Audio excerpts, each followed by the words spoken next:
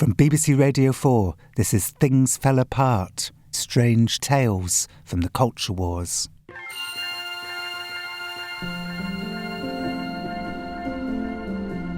I'm Jon Ronson, a writer living in America, the land where culture wars begin. And by culture wars, I mean almost everything that people yell at each other about on social media. We want to take masks off our children. That should be our choice.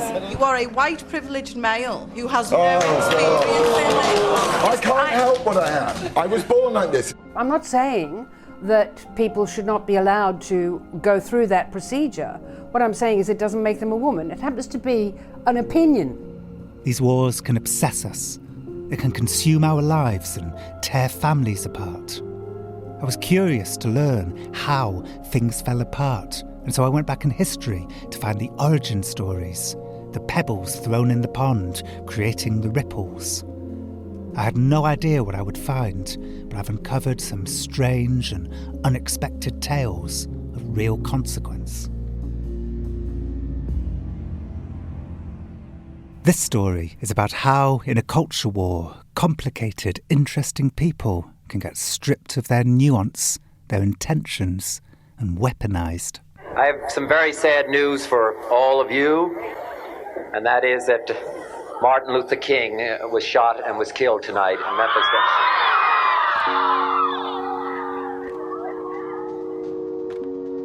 This was America in the spring and summer of 1968. Some 175,000 people from all walks of life marched from the White House to the Capitol. The kids are now moving back into the street. They are fighting and pushing and shoving. The demonstrators were protesting racism in the South and the Vietnam War, and some were advocating for a new way of living too, one that rejected the conformity of the 1950s to find meaning in other ways. Some people want to swim naked in the lake, they swim naked in the lake. Other people want to smoke dope. That's good. The cops want to come down and beat our heads, that's it. But in a different part of America that same summer, a woman named Alice Moore moved with her church minister husband and their 4 children to the quiet town of St. Albans, West Virginia. So Alice, how does the story begin? Why did you move to West Virginia? St. Albans was recognized in a national magazine as being the most churched town in the United States. So I was very pleased with that. We moved to a very nice, wholesome community, and I was just very proud to be living there. And all was well for a few months until something unexpected happened. Alice saw in the local paper that their public schools were, for the very first time, to have a sex education programme. So I decided I'm going to go to the Board of Education, ask if I can see the program. And they took me to a room where they had all their materials. There was a cutaway of a woman's body showing her internal organs, and they had a similar slide of a man's body. And the teacher was to demonstrate sex taking place between these two figures. So, of course, that I thought was totally inappropriate. So Alice complained to the superintendent of schools. And he said to me, "I'm sorry, Mrs. Moore, but there's nothing you can do about it." And my response to him was, "We'll see about that."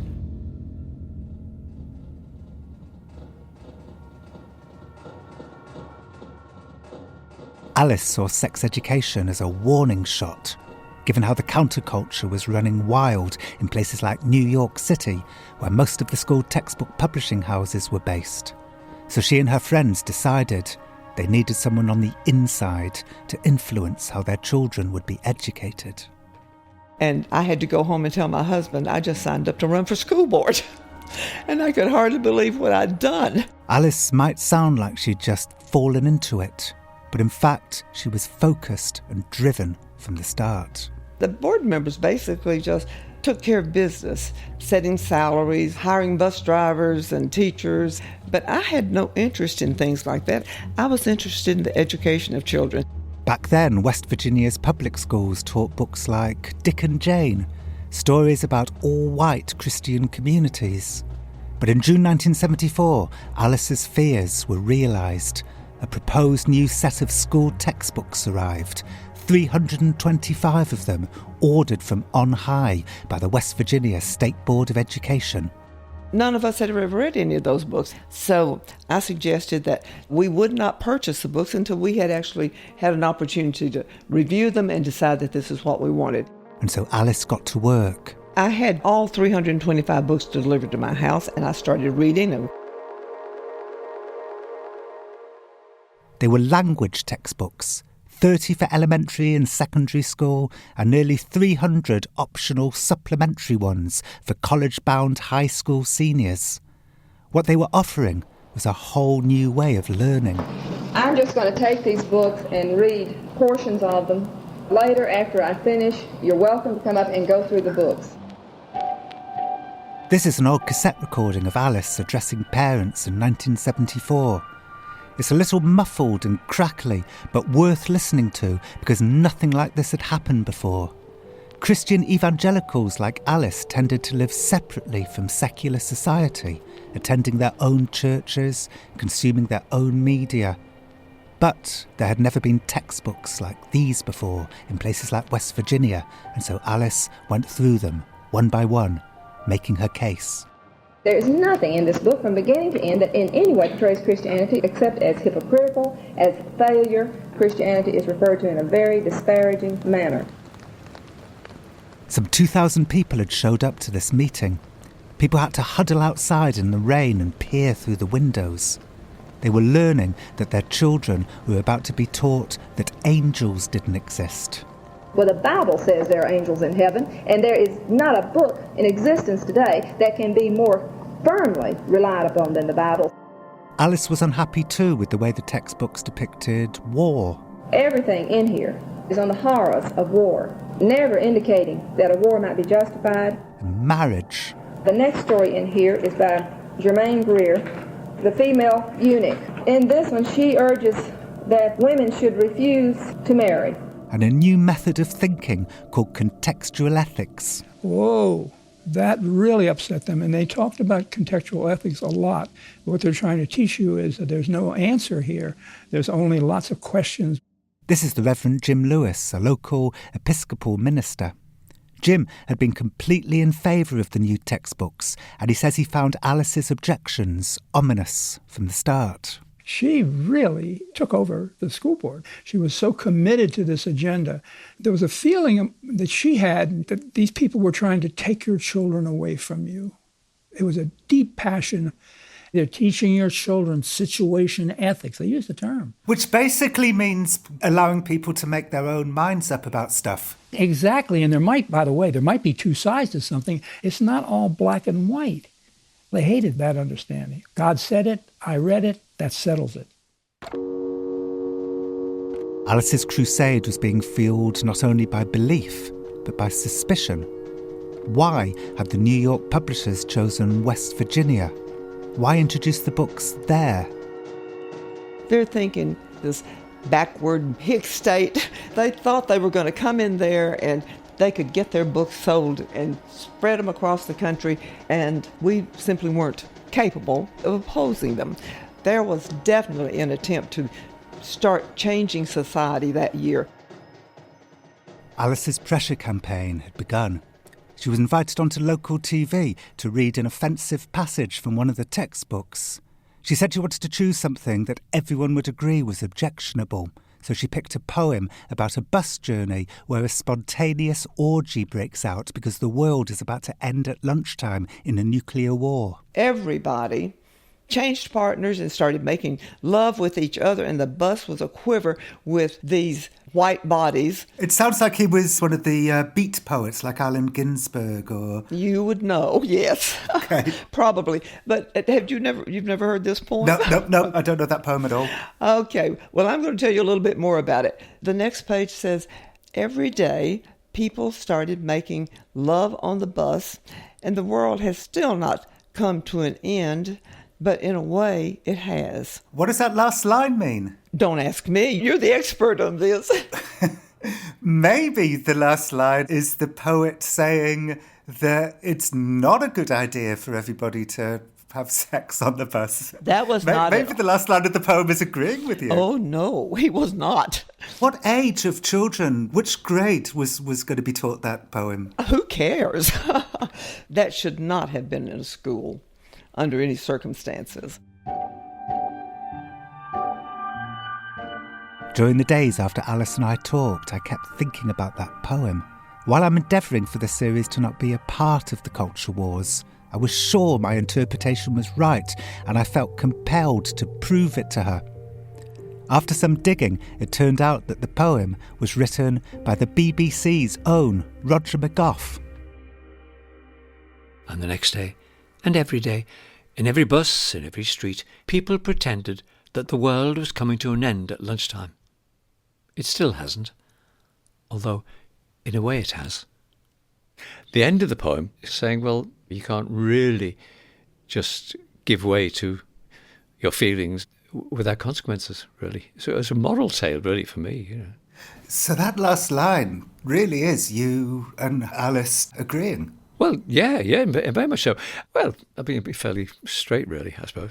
Very moral, Catholic, all those things. Too much permissiveness can be a bad thing. Yes, I thought it was, really. I feel bad about proving Alice wrong by producing my BBC colleague, which probably comes over as a little elitist, but I emailed her the news anyway. She replied with disarming charm that she was sending this to all my children who will find it as hilarious as I do. Special thanks to Roger McGough for helping me, however unintentionally, get my message out to parents 50 years ago. But the truth is, Alice really didn't seem interested in learning about the writer's intentions back then. For her, ambiguity, nuance, double meaning, those were luxuries for the privileged. Alice only cared about the impact the writing might have on the students. And her recital of the poem on TV had just the impact she'd hoped for. That's what really woke things up. I started getting letters from people saying, please don't back down, please don't stop. Thank you for bringing this to our attention. Alice didn't stop. Her following grew. They organised protest marches and then a boycott of the schools. If you don't stay out of school, your march was in vain. We must close the schools. This was one of Alice's biggest supporters, the Reverend Marvin Horan, an evangelical Christian minister from Campbell's Creek, the mountain community at the heart of the protests.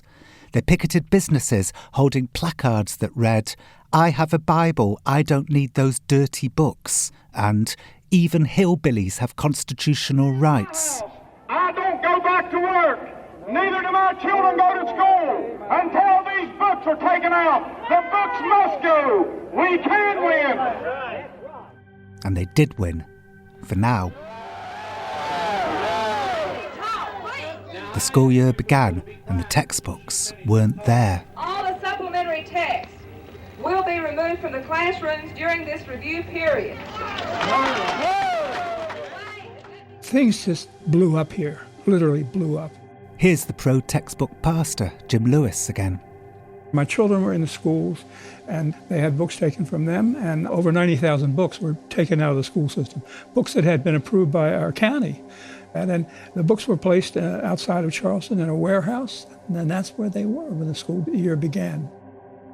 Jim says something else, something unspoken, was being unleashed here. And it was epitomised by the many times Alice talked about Eldridge Cleaver, the leader of the Black Power group, the Black Panthers. In here, they quote Eldridge Cleaver, and Eldridge Cleaver was a rapist convicted of rape. He was a high-ranking officer in the Black Panthers, which called for the violent overthrow of our government. Now, this is the kind of man that they put in these books, and I have an example of some of his writing that is just pure filth. I can't read it. Alice was referring to passages like, "At the nth degree of the ultra-feminine scale of psychic lust stands the walking phallus symbol of the supermasculine menial." Cleaver's quotes were quite strange, and his criminal record was disturbing. But, Jim says, Eldridge Cleaver's works were talked about, but I can tell you that I looked through the textbooks, I saw nothing about Eldridge Cleaver, but Eldridge Cleaver's name was mentioned frequently. In fact, Eldridge Cleaver was featured in just one optional book for advanced high school students, despite the anti-textbook side sometimes making it sound like he'd basically written the entire curriculum. Plus, Eldridge Cleaver's misdeeds don't explain why Alice's side was campaigning against esteemed black authors like Langston Hughes, the great chronicler of the Harlem Jazz Age. And those were really strange to me because we thought that Langston Hughes had already been accepted in the American canon of literature. There was nothing about Langston Hughes' writing that felt threatening. This is the Reverend Ron English, who was asked by the Board of Education to represent the African-American community in a hastily convened emergency textbook review committee. They'd be the ones to decide the textbook's fate. I don't think that the issue was Langston Hughes. Ron partly blames the textbook controversy on the geography of the area, how Alice's support came mostly from poor mountain communities, places known as the hollers. They call them hollers because you can holler from one area and the mountain reverberates the sound and it travels to another area. Well, that means that people really communicated by way of what they heard, not by what they read. And was that like the main form of communication in the hollers? Exactly. More than reading? Absolutely. The books were never the issue because you didn't have a lot of literacy in the hollers. But the word got around that if you are supposed to protest, then you did that. By the way, if you're thinking of this as a failing exclusive to places like West Virginian hollers, this exact same problem is currently so widespread across Twitter, the company has introduced a prompt to remind users to read an article before sharing it. But let's get back to our story. What are you trying to do here? We're trying to show that we are willing to go to jail so our children won't have to go to the public schools. Are you willing to provoke an arrest to make that point? Yes. They felt like they had been ignored or disregarded or disrespected. That feeling of condescension, it really kind of pairs with African Americans who felt the same thing in terms of what fired them up into a protest. Not being heard, not being considered, not being respected. So in a strange kind of way, I could relate to that. Which could have really helped build bridges between the two communities, that common ground. It could have, had it not been for the overlay of racism. I should say that Alice vehemently denies that racism played any part in her actions. Do you remember an author called Langston Hughes? Yes, I remember these names. I don't know what Langston Hughes wrote exactly. I can't tell you about the different characters. I can tell you some of the things I objected to. I know there was one thing about some black man who decided he was going to shoot up the cops. Why would something like that be in a book? Why would we even suggesting things like that to children? Do you remember the writer Dick Gregory? Yes, I remember the name Dick Gregory, and I don't remember specifics about Dick Gregory, but I can tell you some specifics about the examples that they did use in those high school books where the Black Panthers were boasting about killing the pigs. I want to pause this story for a minute to tell you about Dick Gregory, another writer who had been opposed by Alice's side. When I mentioned him to Alice, she moved immediately to Black Panther violence. But Dick Gregory was committed to non-violence. Plus, his story is too interesting to be relegated to the bleak world of the unambiguous. He started out as a stand-up comedian. It was a glorious day. We all walked out to that integrated swimming pool. We got up on that diving board, they blew the whistle, we jumped, and they drained the pool. Most black comedians that had broke that color barrier, they had to do things that were demeaning. They had to wear large clothing, make exaggerated facial expressions, shuffle around with their feet and dance. They couldn't make a white audience feel intellectually inferior or even feel as if they were being entertained by an equal. This is Dick Gregory's son, Christian. What my dad did, as he would describe as a flat-foot comedian, sat there on a bar stool, cigarette and cocktail in hand. I sit down, the blonde waitress walked over to me. I said, I'd like 2 cheeseburgers. She said, we don't serve colored people down here. I said, I don't need colored people nowhere. Dick Gregory was a sensation in the early 1960s. He appeared on The Tonight Show 23 times.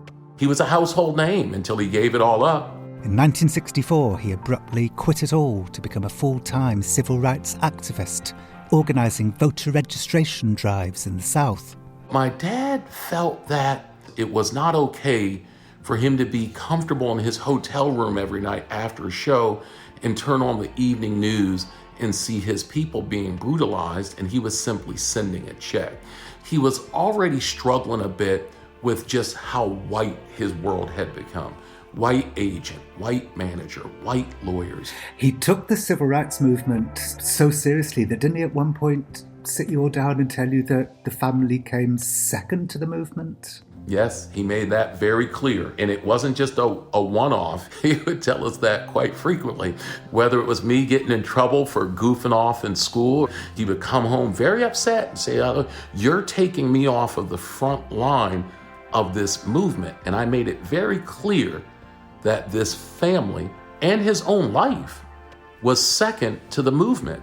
My little silly antic is taken away from the civil rights movement. That's too much weight to put on a kid.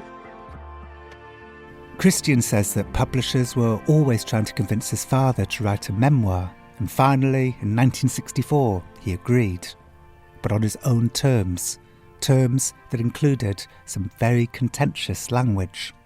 They thought it was going to be this funny Dick Gregory talking about American history, but really being funny. And I think they were shocked when he submitted the book and the title of the book was Nigger. His belief was, this white system has called me this my whole life. And I think he had the foresight to know that this word was someday going to cause significant embarrassment to white people. This was the memoir that would, 10 years later, end up on Alice's banned list of books. But back to our story. A few months into the textbook protests in September 1974, the Ku Klux Klan showed up in town to pose for photographs on the steps of the Capitol building alongside one of the anti-textbook leaders, the Reverend Marvin Horan. I've said to her, Alice, how did you deal with the fact that Marvin Horan, one of your leaders, he was on the steps of the Capitol with a Klan member, right there with Klan? How did you reconcile that? Christian that you are. And she said, well, Marvin did that. We didn't have anything to do with that. Well, that was too slippery for me. Much too slippery. Nothing worse could have happened from the standpoint of the protester side of things. You know, we didn't have borders. We couldn't keep people out of the area. I never saw a Klan's member. But you know as much about that as I do, because I never saw one of them. I wouldn't have gone anywhere around them. But Jim did see them. My own life was threatened at one point. On Christmas, there were stickers on the church door, "You've been visited by the Ku Klux Klan." I was advised by police that I should get out of my house and get a motel and do it under a John Doe. Things were turning. Alice was also getting death threats. She had to be protected by bodyguards around the clock.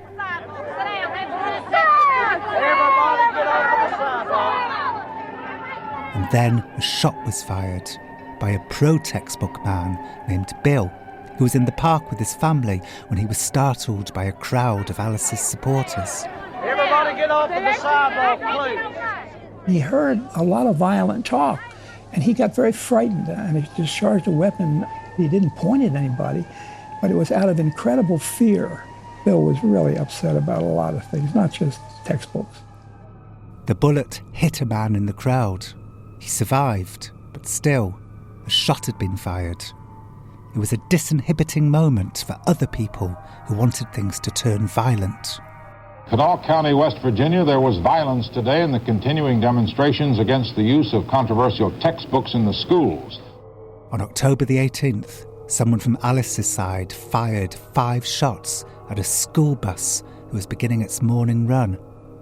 There were no children on board, and the driver was uninjured, but Jim says that wasn't the point. It was it raised the temperature, trying to scare us all with violence, to intimidate people. And of course it grew into something awful when they bombed the school. Shattered windows, chairs scattered about. What was left of Mrs. Catherine Albright's first-grade room at Midway Elementary School at Campbell's Creek, West Virginia. A U.S. Treasury agent and Kanawha County Sheriff's officer speculated the damage was the result of dynamite set off before sunrise. It was a piece of dynamite. It was dynamite or something like that. I don't know about, Molotov cocktails. I've never made one in my life. I don't even know exactly what they are. I'm assuming, because I think this was maybe a Coke bottle with some gasoline in it.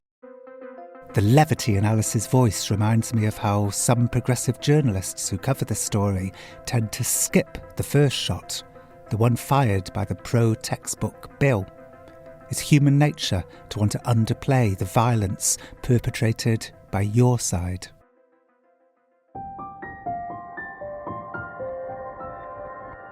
Eventually, 4 months after the boycott began, and dazed by how far things had spiralled, the protests began to fizzle out. Marvin Horan, the preacher who'd posed with the Klan, was jailed for 3 years for inspiring the bombing, and the textbook review committee made their decision. The books would be returned to the schools, and so Alice lost, except in a way she didn't. I think we won the battle. What actually happened was when 80% of the parents were saying, no, my child cannot use those textbooks, that made the books unusable.